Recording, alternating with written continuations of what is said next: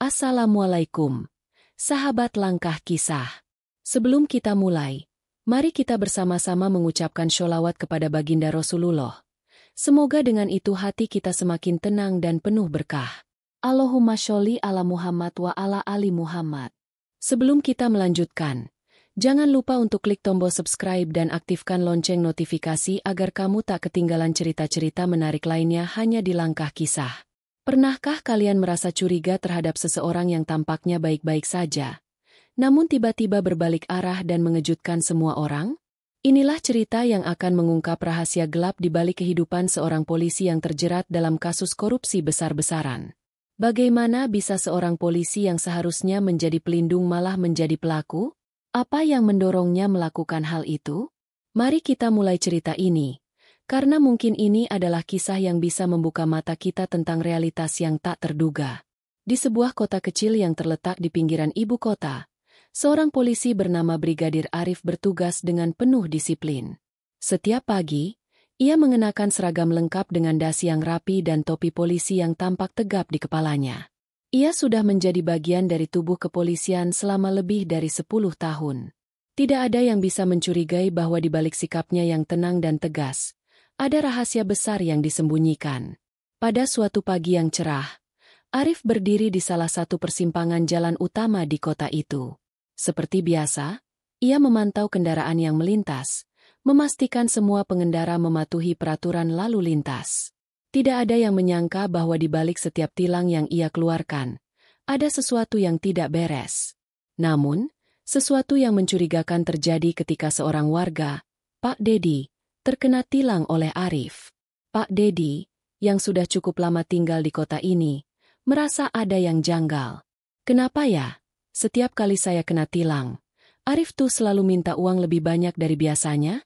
Apa dia coba main-main dengan saya? Pikir Pak Dedi, sambil melirik kertas tilang yang ia terima. Keesokan harinya, Pak Dedi kembali bertemu dengan beberapa warga yang mengeluhkan hal serupa. Sejumlah orang yang tidak ingin disebutkan namanya menceritakan bahwa mereka merasa diperas oleh Brigadir Arif. Tentu saja, tidak ada bukti yang kuat, hanya sekadar kecurigaan. Namun, kecurigaan ini mulai merambat, hingga akhirnya salah seorang warga, Pak Hendra, yang merasa dirugikan, memutuskan untuk mengambil langkah yang lebih berani. Saya tidak bisa diam saja. Kalau ini dibiarkan terus, bisa-bisa kami semua jadi korban, kata Pak Hendra dengan tegas kepada beberapa warga yang lain. Saya akan melapor ke Kapolda. Harus ada yang mengungkap ini. Pak Hendra tahu bahwa untuk melawan seorang aparat hukum, bukanlah hal yang mudah. Namun, ia merasa sudah cukup lama menahan diri. Ia tahu bahwa jika semua ini dibiarkan, Arif akan semakin bebas melakukan kejahatan tanpa ada yang berani menghadapinya. Keesokan harinya, Pak Hendra pergi ke kantor kepolisian dan menghadap langsung ke Kapolda, Kombes Polisi Rudi, seorang perwira tinggi yang dikenal keras terhadap penyalahgunaan wewenang di tubuh kepolisian. Kapolda, saya ingin melapor. Ada polisi yang memeras kami dengan cara memberi tilang lebih dari yang seharusnya. Itu sangat merugikan kami, dan saya rasa sudah waktunya untuk mengungkap siapa pelakunya, kata Pak Hendra, dengan suara penuh keyakinan. Kapolda Rudi mendengarkan dengan seksama. Meskipun sebelumnya sudah ada desas-desus mengenai beberapa polisi yang terlibat dalam korupsi kecil-kecilan, ia tidak pernah menyangka hal ini akan terjadi pada seorang polisi yang sudah cukup lama bertugas. Kita akan lakukan penyelidikan, Pak. Saya akan segera mengirimkan tim untuk menyelidiki masalah ini lebih lanjut. Tim penyidik yang dipimpin oleh Ibtu Hendra segera melakukan pengecekan terhadap Arif dan metode tilangnya. Namun, mereka menghadapi kesulitan besar. Arif tampaknya sangat hati-hati dalam setiap tindakannya. Seluruh transaksi yang dilakukan selama dia bertugas selalu tercatat dengan rapi, tetapi tidak ada yang bisa membuktikan adanya tindakan yang tidak sah. Ini tidak mudah. Dia sangat berhati-hati, kata Ibtu Hendra, saat melakukan pengecekan di lapangan. Tapi, kita harus bisa menemukan celahnya. Pak Dedi dan warga lainnya yang sudah merasa tidak nyaman dengan praktik tilang Arif mulai menjadi semakin waspada. Mereka berusaha mengumpulkan lebih banyak informasi dan memberikan petunjuk kepada tim penyidik. Semua orang merasa bahwa mereka sedang berada di ambang terungkapnya sesuatu yang besar. Namun, siapa sangka bahwa pengungkapan ini akan membawa mereka ke dalam konflik yang jauh lebih dalam dan lebih berbahaya dari yang mereka bayangkan. Di tengah penyelidikan yang semakin menegangkan, Arif tetap tampak tenang. Bahkan, ia mulai mencurigai ada sesuatu yang tidak beres. Apa mereka sudah mulai mengendus? Sepertinya mereka mulai curiga. Tapi, saya sudah cukup pintar untuk menutupi semuanya, pikir Arif dalam hati. Malam itu, sebuah peristiwa tak terduga terjadi. Seseorang yang mengetahui lebih banyak tentang tindakan Arif memberi informasi lebih lanjut kepada tim penyidik. Saya tahu di mana dia menyimpan uang hasil tilang. Coba cari di rumahnya, ujar informan itu dengan suara pelan. Saya bisa menunjukkan lokasinya, tapi saya ingin tetap anonim. Informasi ini menjadi titik terang bagi tim penyidik. Mereka segera merancang operasi untuk menggeledah rumah Arif dan mengumpulkan bukti yang lebih kuat. Dengan persiapan matang, tim penyidik memutuskan untuk bertindak cepat. Besok pagi, mereka akan melakukan penggerebekan di rumah Brigadir Arif.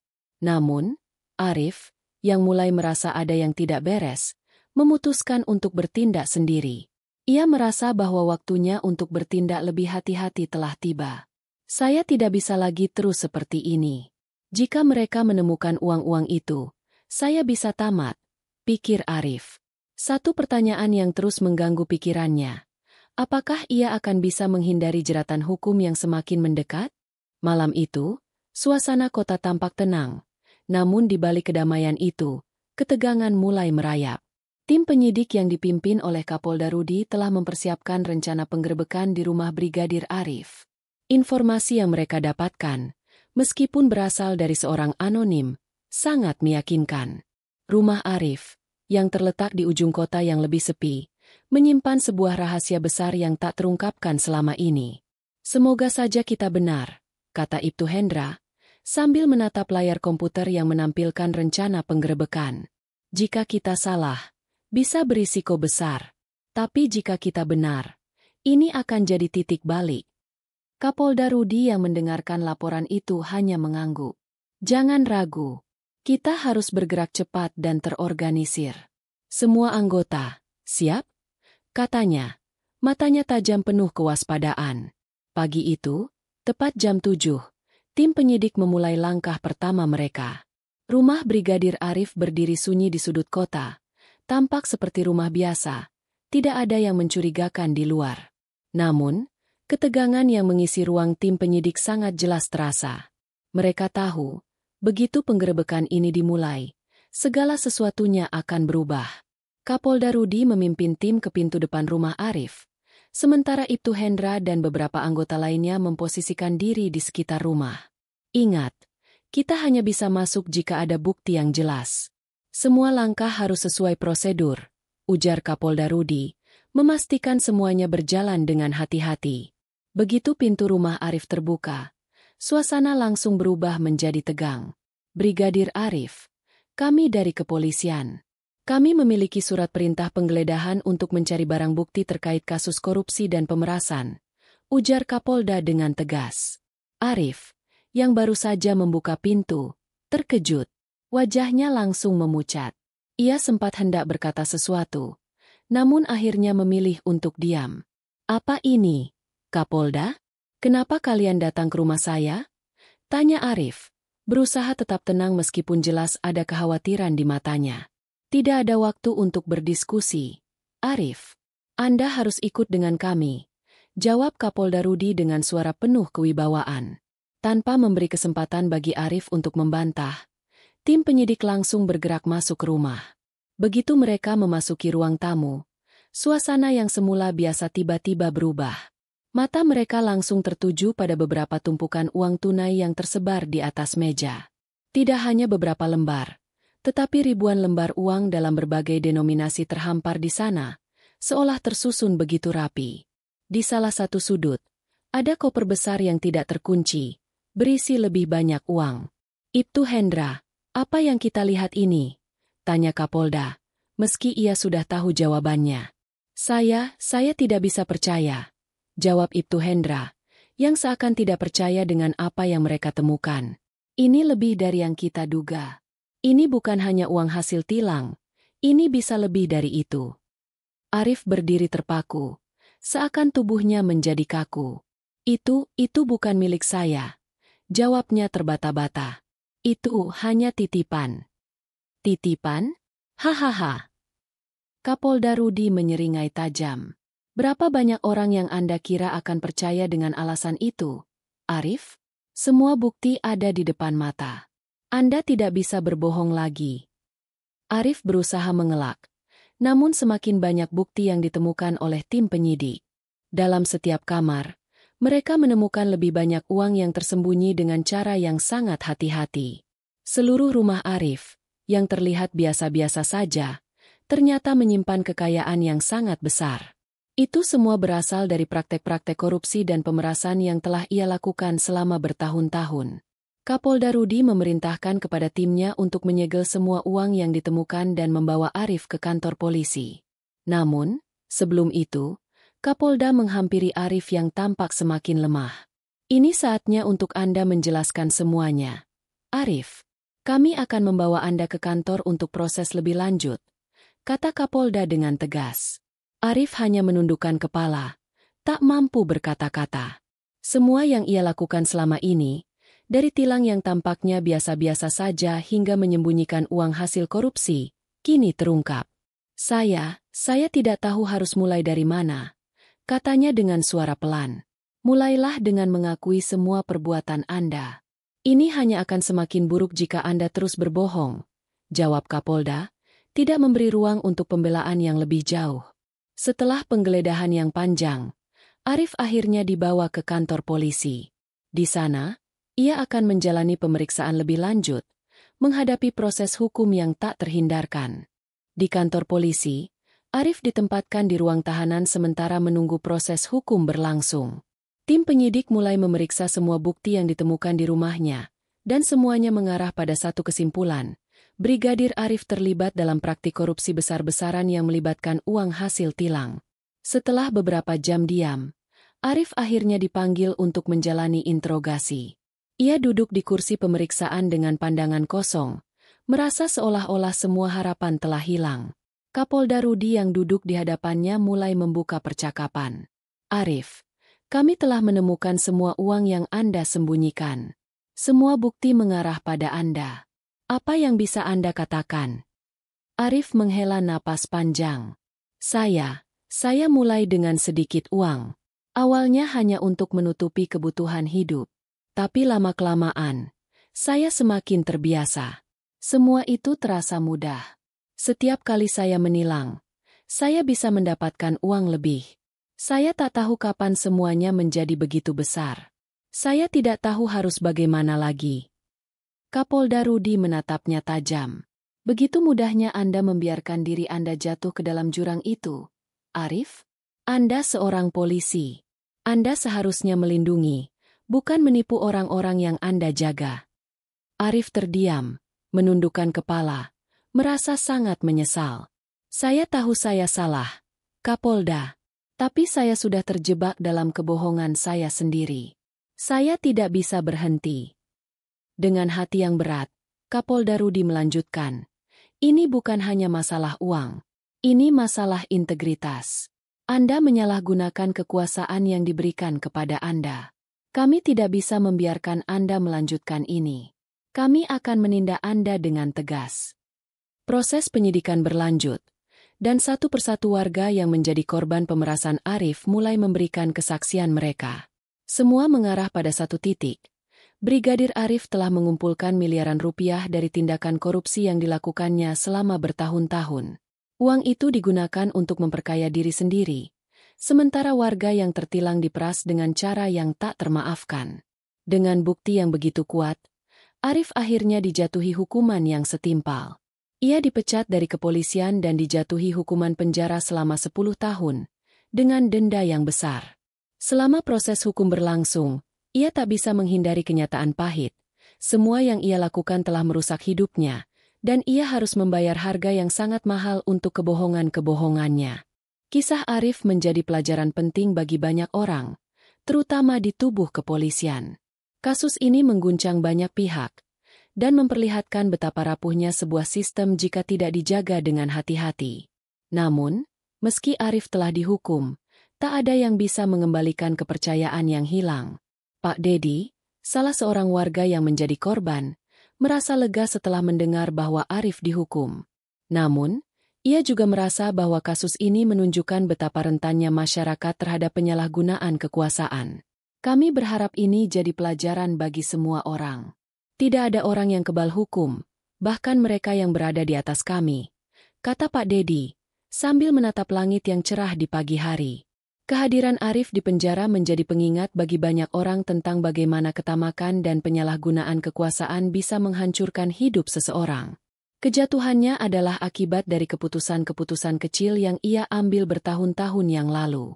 Dan kini, ia harus menjalani sisa hidupnya di balik jeruji besi, membayar harga atas kesalahan yang tak terhindarkan.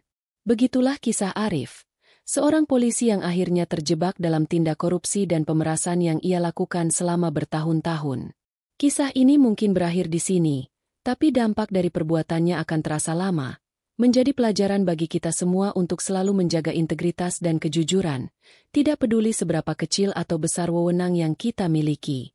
Kehidupan Arif di balik jeruji besi dimulai dengan penuh penyesalan. Setiap hari yang ia jalani di penjara terasa berat, dan ia mulai merenung tentang segala yang telah ia lakukan. Ketika pertama kali tiba di penjara, Arif merasa bahwa dunia yang ia kenal sebelumnya kini telah jauh berubah. Ia bukan lagi seorang polisi yang dihormati, melainkan seorang tahanan yang harus berhadapan dengan realitas yang sangat keras. Selama beberapa bulan pertama, Arif merasa terasing dari dunia luar. Ia hanya bisa menyesali keputusannya yang telah membawa hidupnya ke titik kehancuran. Tiap kali ia mendengar suara-suara di luar sel, ia teringat akan kehidupan lamanya. Jalan-jalan yang dulu ia jaga, tilang-tilang yang dulu ia keluarkan, dan uang yang kini tidak berguna lagi. Suatu hari, di ruang makan penjara, Arif bertemu dengan seorang tahanan yang telah lebih dulu berada di sana. Pria tersebut, yang dikenal dengan nama Darto, adalah seorang mantan pejabat yang juga dihukum karena kasus korupsi. "Dengar, Arif," kata Darto, sambil mengunyah makanan yang ada di hadapannya. "Waktu terus berjalan. Kamu bisa menyesali semuanya, tapi itu nggak akan mengubah apa-apa. Yang penting sekarang, apa yang kamu pelajari dari semua ini?" Arif terdiam sejenak. Ia menatap Darto dengan pandangan kosong. "Apa yang bisa saya pelajari? Saya sudah merusak hidup saya sendiri," jawab Arif dengan nada menyesal. "Ya, kamu merusaknya. Tapi bukan berarti kamu nggak bisa jadi orang yang lebih baik setelah ini. Setiap orang bisa berubah, Arif, kalau mereka mau belajar dari kesalahan mereka," lanjut Darto dengan suara lebih bijak. "Jangan biarkan masa lalumu mendefinisikan siapa kamu sekarang. Kamu masih bisa memperbaiki semuanya. Walau mungkin itu nggak akan mudah." Kata-kata Darto terasa seperti petir yang menyentuh hati Arif. Selama ini, ia hanya berfokus pada kesalahan yang telah ia buat, tanpa pernah mempertimbangkan bahwa perubahan masih mungkin terjadi. Ia merasa tersentuh, meskipun ia sadar bahwa untuk memperbaiki semua yang telah terjadi, waktu yang diperlukan akan sangat panjang. Sementara itu, di luar penjara, warga kota yang pernah menjadi korban Arif merasa bahwa kasus ini memberikan pelajaran berharga. Masyarakat yang sebelumnya mungkin takut untuk melawan korupsi kini merasa lebih berani untuk bersuara. Mereka tahu bahwa tidak ada lagi yang bisa menyembunyikan tindakan salah dari aparat hukum. Pak Dedi, salah seorang saksi yang pernah mengadukan Arif, merasa puas dengan hasil yang didapatkan. Meskipun tak ada yang bisa mengembalikan kerugian yang ia rasakan, setidaknya Arif telah dihukum setimpal dengan perbuatannya. "Saya berharap polisi yang lain bisa belajar dari ini. Kita harus lebih berhati-hati dan tidak mudah terjebak dalam keserakahan," kata Pak Dedi kepada teman-temannya. "Penting bagi kita untuk menjaga integritas, agar tidak ada lagi yang mengikuti jalan yang sama seperti Arif." Namun, tak sedikit juga yang merasa kecewa dengan sistem yang mereka anggap masih lemah. Beberapa pihak merasa bahwa meskipun Arif dihukum, kepercayaan mereka terhadap sistem kepolisian dan aparat hukum secara keseluruhan belum sepenuhnya pulih. Arif hanyalah salah satu dari banyak yang mungkin tak terungkap, kata salah seorang tokoh masyarakat. Tapi kita harus percaya bahwa perubahan itu mungkin, meski lambat. Beberapa tahun setelah Arif di penjara, ia mulai merasakan bahwa ada sedikit perubahan dalam dirinya. Di dalam penjara, ia banyak merenung dan membaca buku-buku yang diberikan oleh teman-temannya. Ia berusaha mencari pemahaman tentang apa yang membuatnya jatuh ke dalam korupsi dan apa yang bisa ia lakukan untuk menjadi pribadi yang lebih baik. Selama masa hukuman, Arif mulai aktif mengikuti program rehabilitasi mental yang ditawarkan penjara. Ia belajar tentang disiplin diri, etika, dan tanggung jawab. Ia juga berusaha mendekatkan diri kepada Allah, memohon ampun atas segala dosa yang telah ia perbuat. Pada suatu hari, saat ia sedang mengikuti kelas rehabilitasi, Arif mendapatkan kesempatan untuk berbicara di depan kelompok. Ia berdiri dengan kepala tertunduk, namun matanya penuh tekad. "Saya tahu saya tak bisa mengubah masa lalu saya," kata Arif dengan suara pelan namun tegas. "Tapi saya berjanji, saya akan berusaha menjadi orang yang lebih baik. Saya belajar dari kesalahan saya, dan saya ingin agar orang lain tidak terjebak seperti saya." Ucapan Arif itu menggugah hati banyak orang di ruang rehabilitasi. Beberapa tahanan mulai melihat bahwa perubahan bisa terjadi, bahkan di tempat yang paling tidak diinginkan sekalipun. Arif mulai mendapat penghargaan dari sesama narapidana karena kesungguhannya untuk berubah. Setelah menjalani hukuman selama lebih dari 5 tahun, Arif akhirnya mendapatkan pembebasan bersyarat. Meskipun ia telah menjalani sebagian besar hukumannya, ia masih harus membuktikan bahwa ia benar-benar berubah. Dengan keputusan pengadilan yang sudah final, Arif keluar dari penjara, namun bukan tanpa kesulitan. Begitu keluar dari penjara, Arif merasa canggung dengan dunia luar yang telah banyak berubah. Namun, ia memutuskan untuk memulai hidup baru. Ia tidak ingin kembali ke jalan yang dulu ia tempuh. Meskipun tidak lagi menjadi polisi, Arif mencoba bekerja keras di sektor swasta, berusaha hidup dengan cara yang jujur dan bersih. Di sisi lain, kasus yang melibatkan Arif tetap menjadi pelajaran penting bagi banyak orang. Masyarakat kini lebih sadar bahwa integritas adalah hal yang sangat berharga, dan tidak ada yang kebal terhadap hukum, tak peduli seberapa tinggi jabatan yang dimiliki. Di tengah proses penyembuhan dirinya, Arif juga aktif memberikan ceramah kepada kalangan muda, berbicara tentang pentingnya menjaga integritas dan menghindari godaan untuk berbuat curang. Ia berbagi pengalaman pahitnya, berharap bahwa pengalaman itu bisa menjadi pengingat bagi orang lain.